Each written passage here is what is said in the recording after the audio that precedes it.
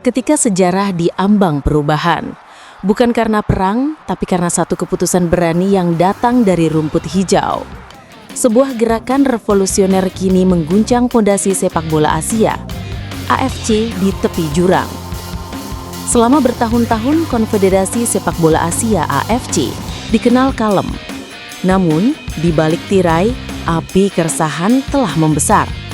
Malam ini, kami akan mengupas tuntas wacana Uni Asia, gerakan pembebasan yang dimotori Jepang yang berpotensi memecah belah Asia menjadi dua kutub kekuasaan. Mengapa negara-negara besar kini memilih meninggalkan AFC? Benarkah lembaga ini telah gagal menjadi sekadar alat kekuasaan elit politik Timur Tengah? Dan bagaimana sikap FIFA dan UEFA? Apakah ini adalah akhir dari dominasi Sheikh Salman? Simak laporan mendalam kami. Keputusan berani Jepang. Isu sentralnya ada pada keputusan yang sedang ditimbang Federasi Sepak Bola Jepang. Laporan dari sumber internal menyebutkan bahwa Jepang sedang serius mempertimbangkan keluar dari AFC.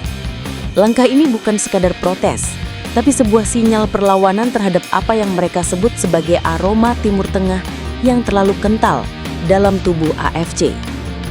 Keresahan ini sudah lama terpendam. Bagi Jepang, Korea Selatan, Australia, bahkan Indonesia, AFC dinilai telah kehilangan netralitas. Fokus, dana, dan keputusan strategis selalu berputar di orbit yang sama, Qatar dan Arab Saudi. Presiden AFC, Sheikh Salman bin Ibrahim Al Khalifah asal Bahrain, dikenal memiliki kedekatan dengan elit politik dari kedua negara kaya minyak tersebut. AFC menurut mereka telah menjadi arena di mana kekuasaan dan uang menentukan arah sepak bola, bukan lagi tempat bicara soal prestasi dan fair play. Uni Asia pun muncul sebagai simbol perlawanan. Mereka ingin membangun konfederasi baru yang lebih transparan dan meritokratis, yang tidak disetir oleh fulus-fulus minyak. Sebuah revolusi senyap demi masa depan sepak bola yang lebih adil. Uni Asia kini bukan lagi wacana bisik-bisik, melainkan sebuah koalisi yang sedang membesar. Selain Jepang, Korea Selatan, dan Australia, fokus juga tertuju pada Asia Tenggara. Negara-negara kuat ASEAN seperti Indonesia, Vietnam, dan Thailand dikabarkan menyatakan minat. Bagi mereka, keuntungan geografis adalah faktor kunci. Tidak ada lagi penerbangan belasan jam yang melumpuhkan mental dan fisik untuk berlaga di Timur Tengah. Namun ada satu nama yang paling menarik perhatian, Korea Utara. Pyongyang melihat gerakan ini sebagai manuver geopolitik, sebuah kesempatan untuk menjauhkan diri dari pengaruh Barat dan bersatu dengan kekuatan Asia Timur yang lebih independen, mengingat negara-negara Teluk dikenal dekat dengan Amerika Serikat. Sementara itu, Malaysia tampak ragu. Meskipun memiliki hasrat, Malaysia sedang dilanda skandal internal terkait naturalisasi pemain dan sekjen AFC sendiri berasal dari Malaysia. Konsekuensinya, Malaysia dianggap belum cukup bersih untuk bergabung dalam gerakan yang menjunjung tinggi transparansi ini. Koalisi Uni Asia jelas mencari kemurnian, meninggalkan mereka yang dianggap masih tercemar. Bagaimana Badan Sepak Bola Dunia menyikapi potensi perpecahan ini? Reaksi datang dari dua kubu besar, FIFA dan UEFA, yang ironisnya sedang terlibat perang dingin. FIFA sendiri, di bawah pimpinan Gianni Infantino, memilih bersikap hati-hati. Mereka tidak langsung menolak. Kenapa? Alasannya adalah uang. Negara-negara yang terlibat dalam Uni Asia seperti Jepang dan Korea memiliki kekuatan pasar yang luar biasa besar. FIFA kini disibukkan menghitung untung rugi. Apakah kerugian geopolitik sebanding dengan potensi pendapatan dari pasar raksasa Asia Timur? Infantino bahkan dikabarkan cukup terbuka untuk melakukan studi kelayakan jika proposal resmi diajukan. Di sisi lain, UEFA justru secara implisit menunjukkan dukungan. Presiden UEFA, Alexander Ceferin, dan tokoh-tokoh Eropa lainnya muak dengan kecenderungan politik di AFC. Mereka menilai jika AFC masih menganak emaskan kepentingan politik dan tim-tim Timur Tengah, sepak bola Asia akan sulit bersaing bahkan dengan Afrika. Kualitas kompetisi dinilai stagnan.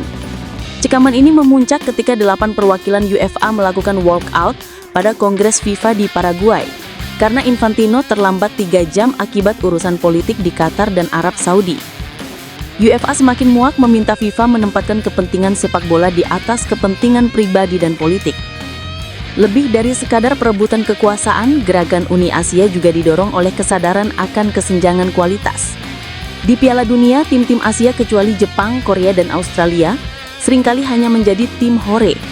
Pengamat internasional termasuk The Guardian dan Al Jazeera menyebut sepak bola Asia masih jauh tertinggal dari Eropa bahkan Afrika karena terlalu banyak permainan di dalamnya. Mantan pelatih tim nasional Korea Selatan, Pole Silihke, menyebut bahwa AFC terlalu tertutup. Mereka tidak pernah belajar dari perkembangan di Eropa. Ini hanya memperlebar kesenjangan kualitas. UEFA sendiri menganggap prioritas budaya dan kepentingan politik yang cenderung menganak emaskan tim-tim Timur Tengah adalah penghambat utama perkembangan. Uang dari minyak tidak menjamin segalanya. Prestasi sejati butuh sistem yang meritokratis. Kepahitan inilah yang melahirkan Uni Asia. Jika kompetisi di Asia tidak diperbaiki dari dalam, benua ini akan terus dicap sebagai benua dengan popularitas besar, potensi ekonomi signifikan, namun kualitas yang tertinggal. Uni Asia ini memperbaiki kompetisi yang pada akhirnya juga akan mengubah peta slot Piala Dunia di masa depan. Ide kebebasan dari dominasi Timur Tengah memang terdengar manis, namun ada harga yang sangat mahal untuk dibayar. Keputusan membentuk konfederasi baru syarat risiko, tidak terkecuali bagi Indonesia. Prosesnya rumit. Negara pelopor wajib mundur dari AFC. Itu artinya mereka harus membayar denda atau sejumlah uang sebagai syarat keluar. Mereka kehilangan akses ke semua kompetisi AFC, termasuk Liga Champion Asia, ajang klub paling bergengsi. Dan yang paling menyesakan, langkah ini akan berpengaruh pada keanggotaan mereka di FIFA. Bagi Indonesia, bergabung dengan Uni Asia berarti meninggalkan Liga Champion Asia, namun mungkin mendapatkan kompetisi regional yang lebih kompetitif dan hemat biaya perjalanan. Pertanyaannya, apakah PSSI siap menanggung risiko putusnya akses ke kompetisi antar klub level Asia? Selain itu, tantangan terbesarnya adalah apakah Uni Asia benar-benar akan menjadi lebih baik? Siapa yang menjamin idealisme akan menang di atas kepentingan politik uang? Meskipun Jepang memelopori, pada akhirnya, siapapun yang mengucurkan uang paling banyak, dialah yang berpotensi menguasai konfederasi. Kita bisa saja melihat nepotisme dan korupsi samar-samar di balik layar, mengulang siklus AFC. Jadi, inilah dilema terberat yang dihadapi Federasi Sepak Bola Asia saat ini. Sebuah pilihan yang terasa seperti keluar dan menanggung segala risiko, atau bertahan dan terus berhadapan dengan para setan di AFC.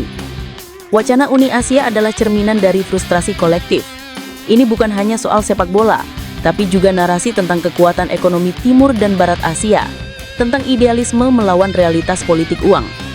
Jika Uni Asia terwujud, kita akan menyaksikan perubahan peta kekuatan dan slot Piala Dunia yang tak terhindarkan. Jepang, Korea, Australia, dan mungkin Iran akan mendominasi. Namun jika tidak, maka AFC akan kembali melenggang, didukung FIFA yang sibuk menghitung untung, sementara UEFA hanya bisa melihat dari jauh. Waktu terus berjalan, dan nasib sepak bola Asia kini ada di tangan para petinggi federasi yang tengah menimbang. Satu hal yang pasti, keputusan ini akan mengubah wajah sepak bola Asia selamanya.